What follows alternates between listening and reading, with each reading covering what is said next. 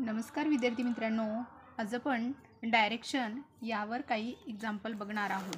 तर सगळ्यात पहिलं डायरेक्शन कशा प्रकारे आयडेंटिफाय करायच्या हे आपण यामध्ये बघणार आहोत. आपल्याला डायरेक्शन माहीत असणं गरजेचं असतं. वरची साईड जी असते ती असते उत्तर, खालची असते दक्षिण,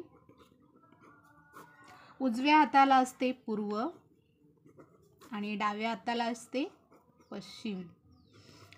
आता विद्यार्थी मित्रांनो, उपदिशा काढणं सुद्धा खूप सोपं आहे.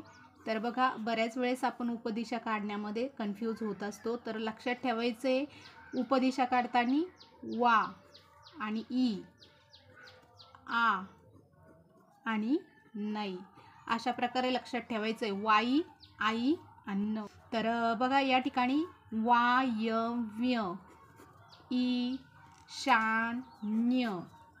आणि आग्नेय आणि नैऋत्य अशा प्रकारे दिशा काढायच्या.